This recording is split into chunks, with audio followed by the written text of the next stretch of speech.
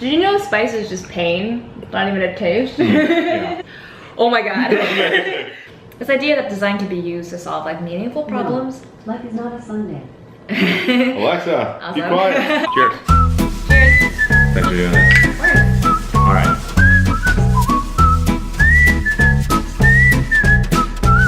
Where are you from? So my mom is from Hong Kong, my dad is from Singapore, and I grew up in LA. So I tell people that I am 100% fake Chinese. So I grew up mostly in America. I grew up with a lot of American values, which included a lot of like sense of like individualism and trying to pursue meaning in your life and trying to make something of it, like what you will, and not kind of adhere to cultural standards all the time. But also I had parents who taught me a lot about like honor and respect and like having a strong work ethic. And so I feel like a lot of my time growing up was like kind of juggling those two. Do you fall towards any particular side? I consider myself more American, I think. Only when you're eating dim sum are you... Am I actually like Chinese? It comes out. Like I'm like, yes, this is my people. I've got my parents and I have 3 little brothers, one of whom is filling out his college apps right now. Oh my god, Minerva 2022! Yeah, I like put it on his list. He was like texting me earlier and he was like, Tabitha, like I'm writing my personal statements right now and I realized I have no idea who I am. And I was like, yeah, I remember when like college apps put me in a state of existential crisis. Like that's a real thing. Eldest of 4? Yeah, all younger brothers. A lot of like, we played a lot of Game Boy. A lot of like watching anime. Favorite game? Favorite game? So I really liked, there was like a Star Wars pod racer game that I was really into. There was like, a lot of Pokemon. Star Wars pod racer? Yeah, it was fun. Do you feel like you are the third parent or the friend, big sister? In some ways, kind of both. There's a lot of like classic issues with being the eldest, which is that like you're not allowed to do anything. But once, like for example, I wasn't allowed to get an AIM screen name until I was 13. Oh my god. And then when I got one, then my brothers automatically just inherited it. Oh, they have it so easy. Yeah. So you fight all the battles.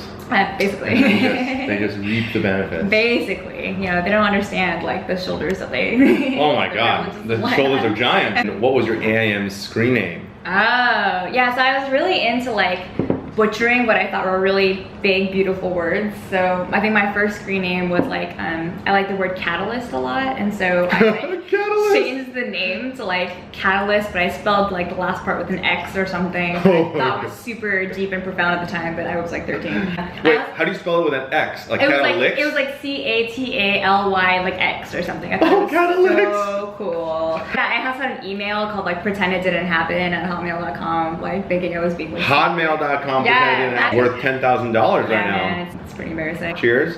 Cool. Are just a little more, unwheeling. Went to RISD. Yeah.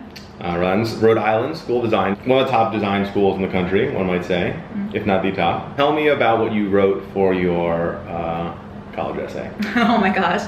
So when I was in high school, I did kind of a lot of different like extracurricular activities. Like art and writing were always kind of my 2 great loves. And so for me, like my parents were obviously like, you're not gonna make any money off of art, you should do writing. And so I did a lot of like, you know, like journalism and like chief editor of school newspaper and all that stuff. I like how they thought that there was more money in journalism than in art. Something they can define. But like, those are kind of my 2 great ones. But something that I also did in high school was I volunteered for this program for patients who had ALS.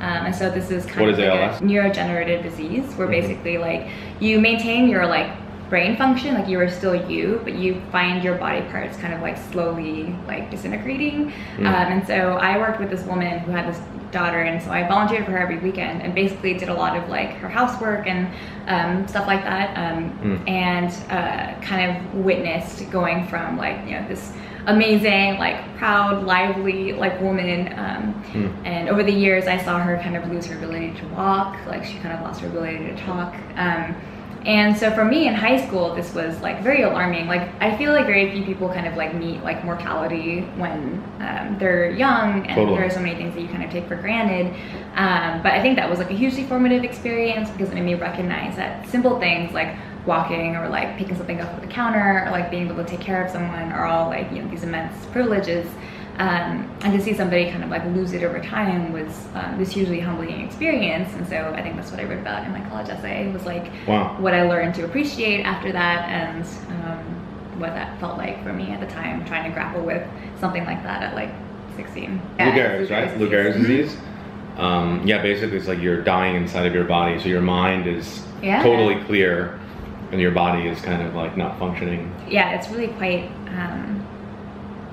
upsetting. I think at the same time, like it was this huge like impetus for like life and understanding like, okay, well while I have these abilities, like now I appreciate them a lot more and try to do what I can to give back with. Yeah. Makes you appreciate what you have, Yeah, for sure. And I kind of at the last minute was like, I mean, art was a thing that I had been doing, like regardless of what my parents had said all through high school. Like I was taking like AP Studio art classes, I was doing art on the side. And so when I was thinking about where I wanted to go for college and like what I wanted to do with my career, one of the gauges that I thought about was like, what am I doing when no one is asking me to do anything? And the thing that I was doing when no one was asking me to do anything was like, I was like designing stuff, I was creating stuff, I was drawing stuff. And I was like, well, if I'm doing this while I'm like procrastinating or when no one is asking me to do it, like that's probably the thing that I like doing. And so my original list was like all of these liberal arts colleges, but at the last minute, like RISD has like a slightly later deadline. And so I was like, I'm just gonna try it. And so at the last minute I like put my portfolio together and like sent it to them, and when I got in I was like, this is amazing. Like and so then it was a long battle of like convincing my parents to like let me go.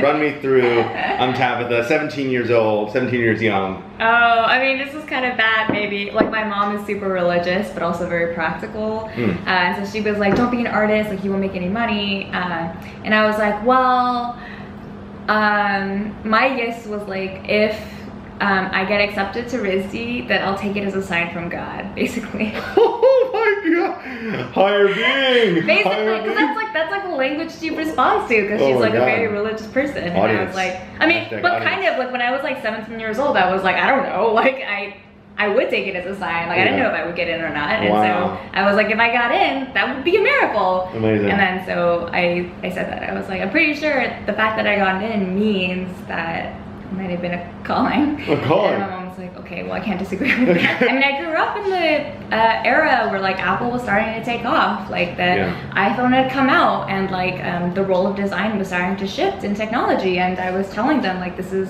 a thing, like this is something that's, you know, really promising. And I mean, they didn't really buy it at the time because I think a lot of their generation still doesn't really understand what design as a job is. But I was like, look, I mean, I think there's something here. So eventually, maybe that didn't convince them, but the God thing did. So this still not spicy yet. Cheers. Yep. There's like some of the hot sauce is like trickling down the plate, but what do you got there?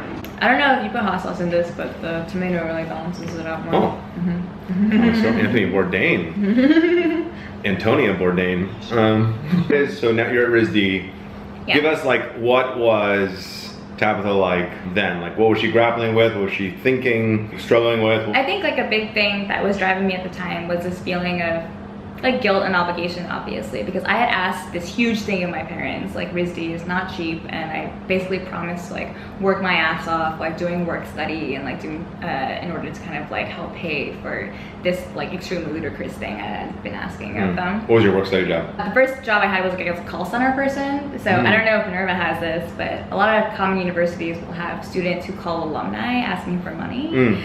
I don't know if this is the thing that you asked for. This was like actually really great as a freshman because you kind of get to see what like alumni have been doing. And one time like I called and I got like Seth MacFarlane's ex-girlfriend who like dated him in college because he went to RISD. You know, like I was just like, in the call sheet, it's Seth MacFarlane's ex-girlfriend. A lot of it was like kind of because of the fact that I basically felt like I had kind of tricked my parents into letting me go.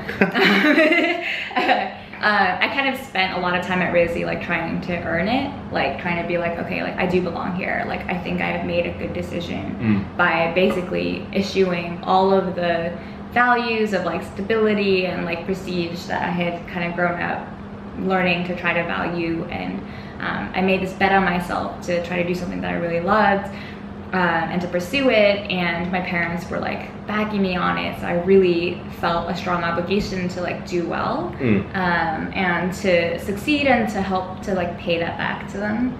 The creative process is extremely painful a lot of the time because like the process of getting to where you are, which like you think is good. Like I thought I was good, and like in high school I was like, I got all these accolades and stuff. Much more prestigious. Common problem with mine is I mispronounce words a lot because I only read them. I'm okay with accolades. Let's hit accolades. Okay, cool, accolades. Yeah. So I got a lot of those in high school, and then at RISD you're like filled with all these people who are all super talented.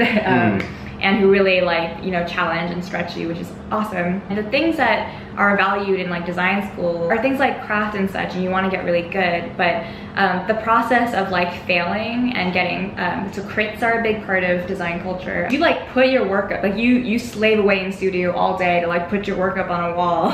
And people just kind of like tell you straight, like, all right, well, this is like not, well, they don't say like this is not good. We had some teachers that were really bad. Like some of them would be like, oh, like please throw that away into another class's trash can, so like nobody knows that it came from my class. But you kind of learn like, all right, like failure is kind of an accepted part of the process. Like you're like, all right, sometimes my work is like not as good as I want it to be, and like there's kind of always that like, and Ira Glass had that great quote of like that like gap between like your taste versus where you want to. Your ability to perform versus like your taste, which talks about where you want to be. A lot of my years of RISD were like kind of struggling with that, because like I wanted to prove myself, I wanted to like do good work, but like the work that it took to do good work like takes time, and it's like it's definitely like a process for sure. And you kind of have to humble yourself and be open to like receiving what other people have to say about your work in order to get good. And I think eventually I got there, but like the struggle was definitely real, of like you had to kind of drop all pretense of like, I am really good at this, I like magically just do things well all the time, to like, look, okay, I'm gonna struggle with this as long as it takes until I can get it right. The term is obviously imposter syndrome, right? Of I used to be this successful, now I'm in this group and I am suddenly like, what am I doing here?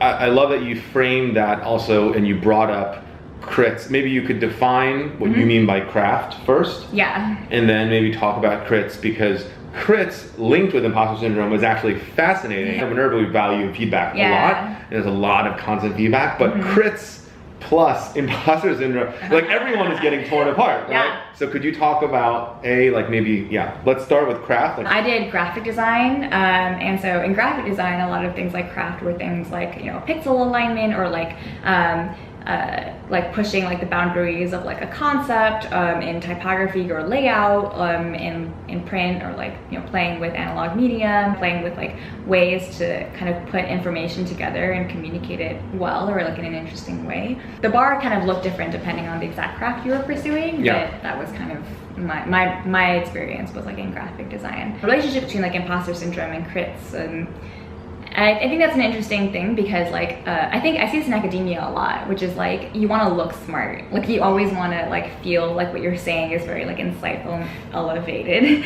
And so what I see a lot of the time is a lot of like kind of paralysis, like people like don't want to say anything unless it's like perfect.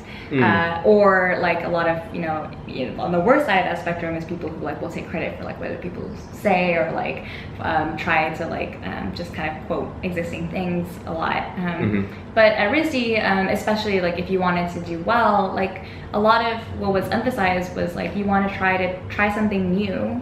You want to do something people haven't seen before. So you'd have people who would like, their final project would be like, oh, I like killed a rabbit and like took its guts and like made this amazing art piece or something, like kind of classic like art school story. But it was like interesting, like it did something different, right? In graphic design, you were always kind of like pushing media, or like pushing like the way that you laid out information in interesting ways. And sometimes it just doesn't work. And that's kind of like part of the process. Like you kind of embrace that some stuff doesn't work very well. And like honestly, what most people in creative fields don't tell you is that like that's like 80% of it is like just failed iterations and things that you're like, I tried this and like I don't know what happened. But then like you get to like the 20% that's like gold. You're like, I'm getting somewhere. And so after a while, like when you're in this environment where everyone is trying to push themselves, or everyone is trying to push their craft, eventually, like, I mean, imposter syndrome definitely still exists, because there's, you know, people who you're like, wow, you're like really good. But because there's a culture where everyone was constantly creating each other and supportive of each other, it kind of felt like eventually you let go of your ego, like you let go of this like idea that like I have to be this person, and the focus becomes more about like what is the thing I'm making and how do I push it and make it succeed, like what's the problem I'm trying to solve. And in that case, then your peers stop becoming your enemies or your judges and become like contributors into like trying to make whatever you're making like this as amazing as it can be. And I think that was like a really important way that I was able to kind of overcome my imposter syndrome. Not that I don't still have it, but like that now I have kind of like a tried and tested process for like dealing with it. Basically. Feeling like an imposter. Yeah, I was like, I feel like an imposter, but like honestly, like I try to tell myself like everybody does. Like if you're doing hard things, you're gonna feel like an imposter because it's hard and like you're not always equipped with it. As fully formed humans, semi-fully formed humans, how do you deal with it now? I don't deny that this is like kind of a very like you don't always avoid it, but the best way to counter it when it happens is just to do something small and keep kind of building on it. So something that I also really loved at RISD was this idea of like thinking by doing or thinking by making.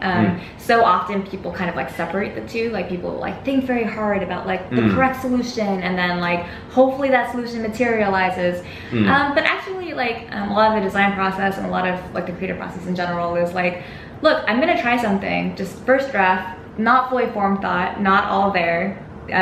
So I can't like pretend to be like a genius about it. I'm like, oh, I don't know, like I'm gonna put it out there, and then the world receives it and they like criticize it or do something to it, and then like it grows and becomes like more of the thing that maybe it was meant to be. The more you do those kinds of projects and you like battle that fear, you confront it with just saying like, you know what, fuck it, I'm just gonna like put something out there and see what happens.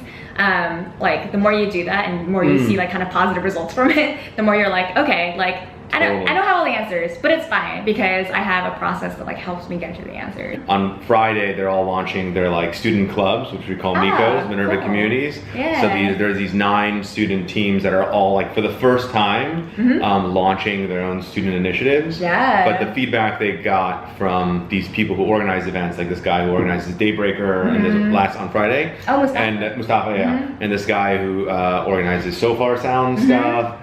And this woman named Marissa who does Inform, like their talks, they were all like, you kind of just have to go do it. You always have this fear of, Marissa put it this way, of like, I'm afraid, will anybody show up at my birthday party? Like that was her frame. It's like you organize this, but like, will anybody come? So it is this kind of imposter, like does anybody value what I'm about to give to the world, what I could give the world? Just go effing do it. Just go fucking do it. Yeah, go do something. And I think it's important, like I think that thing that you framed of like, does anybody care about this? Like, I think there are kind of 2 different kinds of like creative projects, or I mean, there's more. Just 2. Yeah, there's more. only 2 Sorry, that was like a really terrible dichotomy that I just presented. That's like not true. I think it helps to kind of like check what your intention is, right? Totally. Like if you're like, okay, I want to do this because I think it should exist in the world, then that's a project kind of for you. That is like good enough reason for something to exist, is like, I think this should exist. Totally. And in that case, like just putting it out there is like this act of like declaration, right?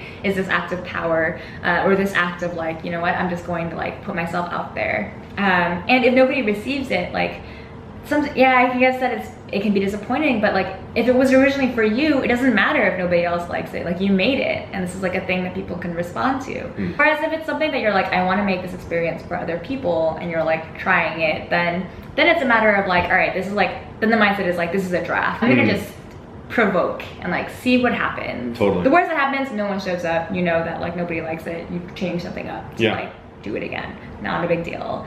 But that's kind of like what the design process kind of ends up being, is like if you're doing things to serve other people, then you're like, all right, well, I'm just gonna like put like my first test, and then people do some things, you like adjust it, and you like kind of keep going until you're like, okay, I've hit it, like I know like how people respond. And that's such an important message, especially for students in their first month of school. They're just like, what if people judge me? Like, I'm supposed to be perfect, I'm supposed to be this extraordinary being, but they're like, just put it out there and see what happens, and V1 it or V2 it. It's like Google Docs, but just like open spreadsheet. We'll start noshing into the semi-spicy stuff. All right, well, if I go to the hospital, you know why. Oh, there's some spice.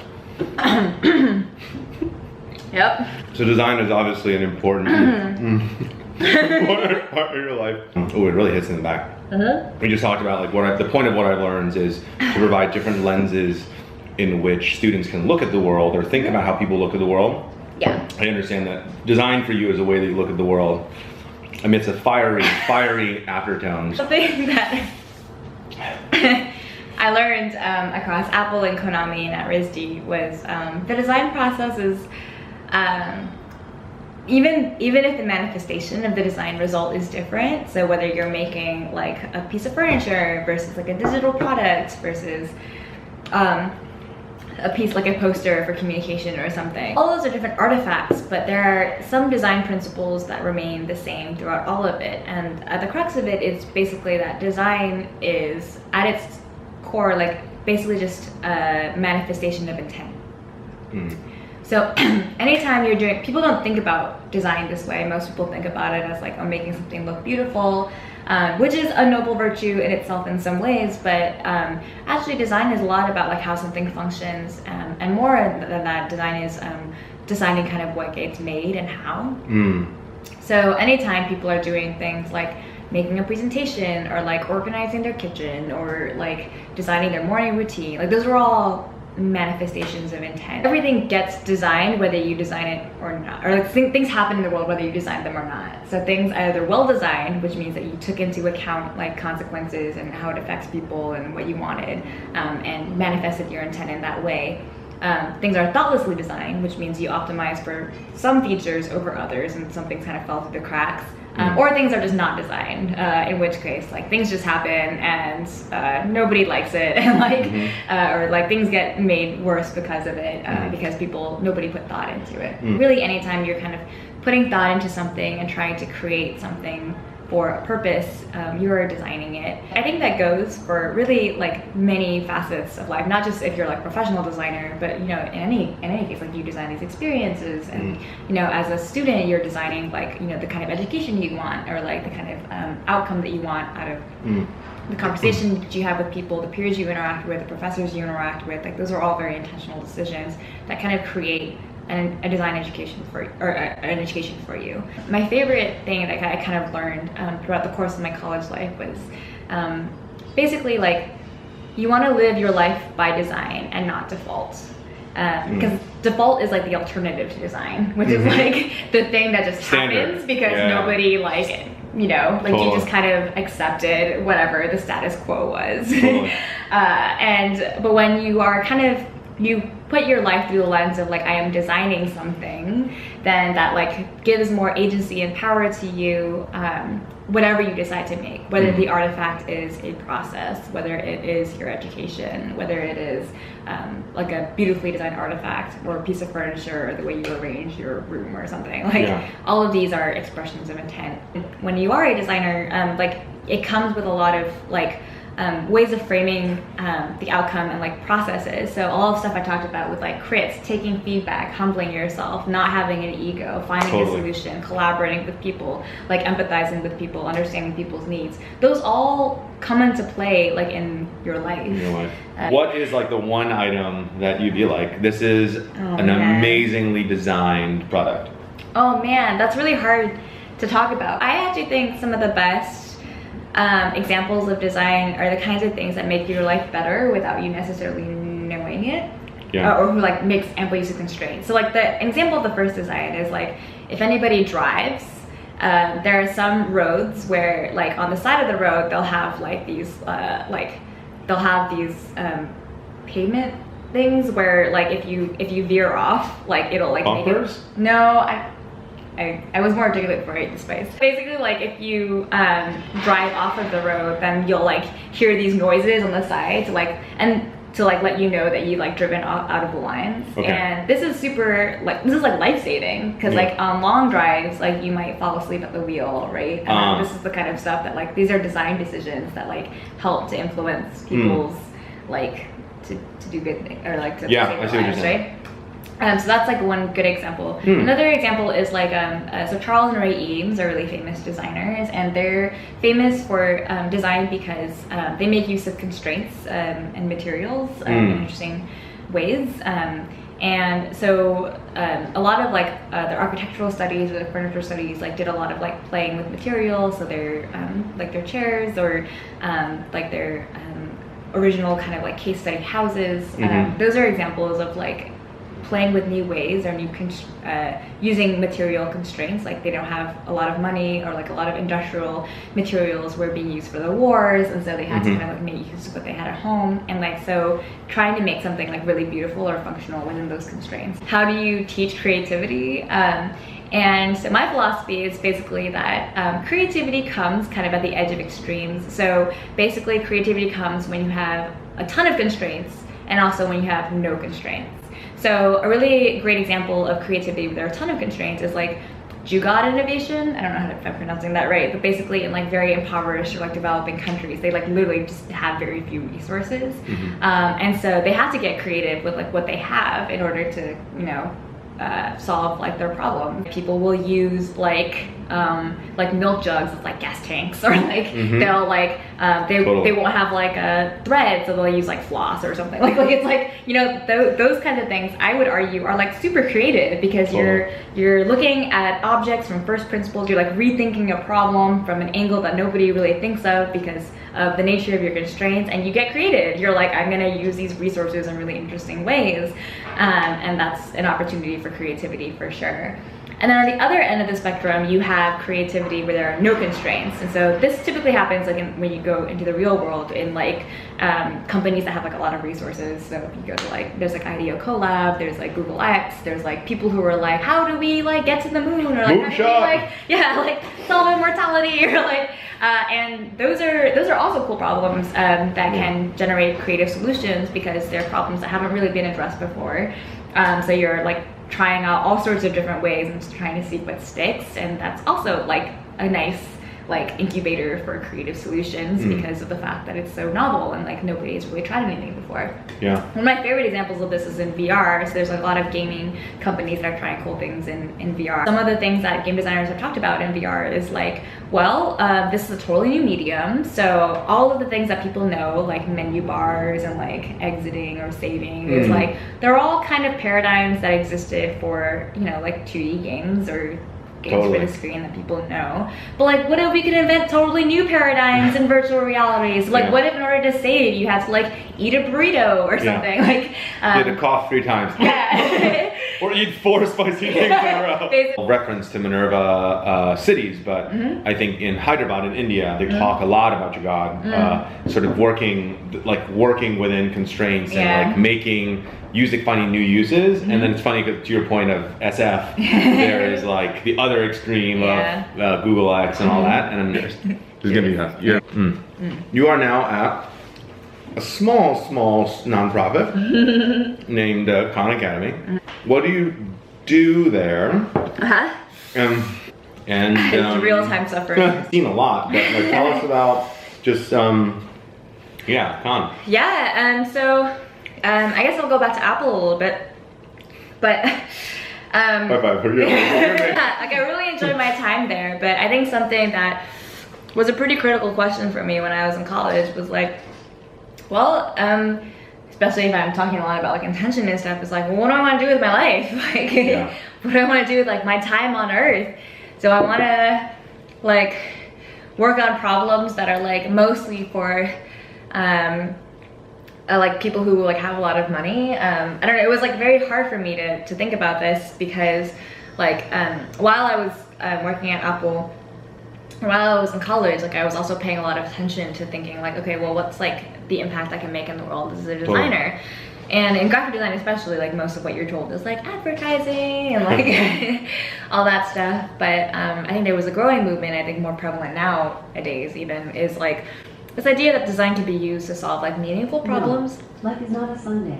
Alexa, be quiet. At that time I didn't really know what that meant, but I had this kind of sense at Apple of like, I love what I'm learning. I love everything, like my coworkers and everything I'm learning about the craft here, but I feel like the problem is not as interesting to me as maybe other things I could be working on. You know, like how can I be working on this when there are people like in healthcare and in education?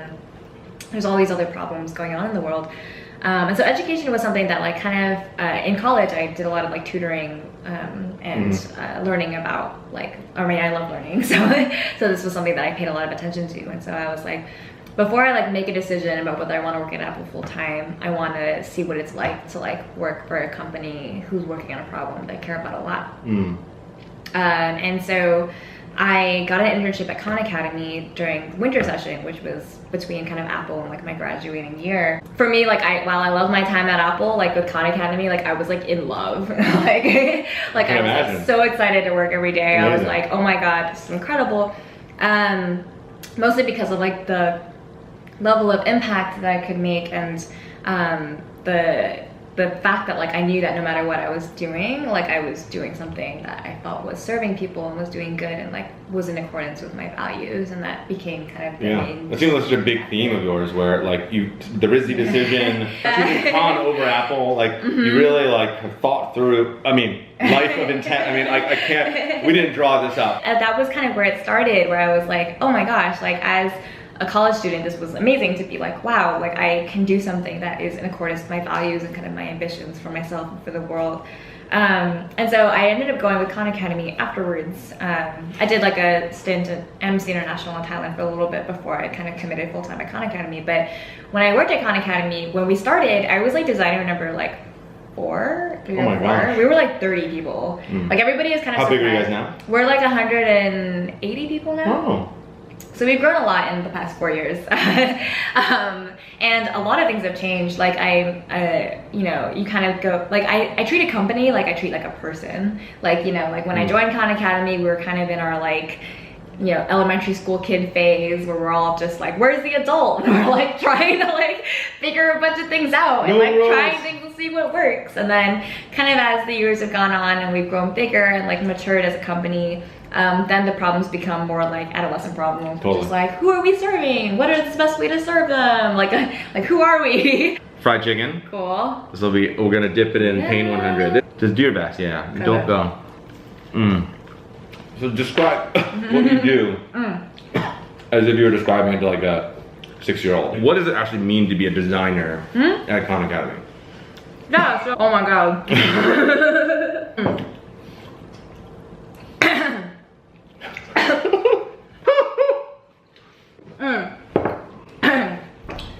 So whenever you go to like a website or an app, somebody has designed your experience through it. So like the screens you see, the kind of like intended behaviors. So like when you like fill out like a sign up form or something, like hopefully there's like a clear next step button or like a something that tells you like how far you are in the process and how much you have left to go. Totally. If you ever see like like illustrations or animations that kind of embody like a character for you or make your experience really seamless if you want to, you know, get to where you want to go, those are all design decisions, and that's what designers do. Oh my God. In the same way you're designing a life with intent, you're trying to create a page and a product with intent. Everything we're saying feels so trivial right now. My mouth is burning. Okay, that's really helpful. Okay.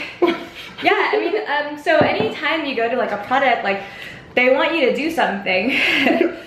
And so if you're lucky, like if you go to like Khan Academy or something, like the thing they most want you to do is like take a meaningful learning action, right? And so like get to the place that will help you to learn the thing that you hopefully came there to learn. No, it's tough. It's spicy. Yeah.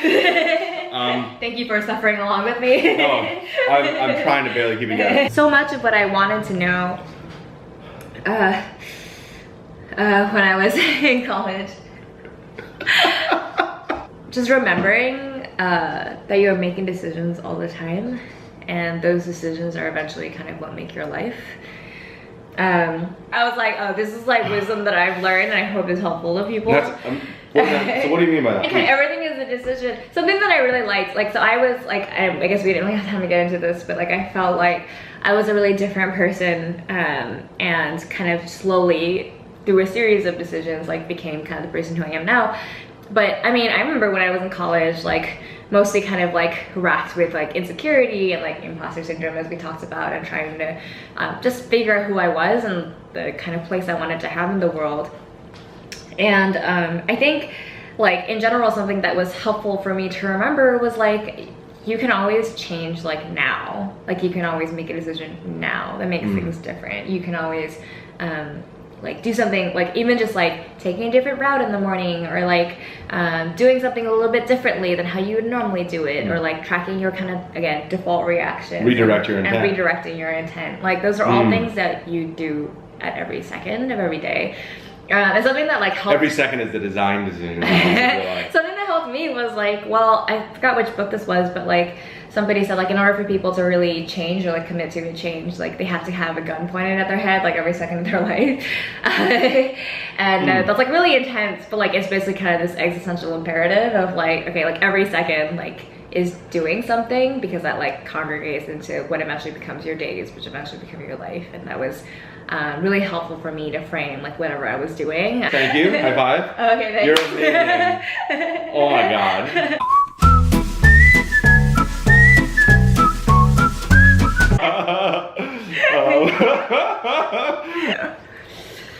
I always thought I would have it tougher than all the people who do it. I'll not put this on camera, but the one part that I was we talk about with students is like we take away senses. Things you take for granted. I did. I remember this. Have you told them about like you prototypes that dining in the dark thing before you serve it? Tabitha was one of the, what do they call them? Yeah, prototypers, co-prototypers of the you experience. gave me to call it playtester. Yeah, well, Oh, it's not that much. Cool. We may or may not cut that out.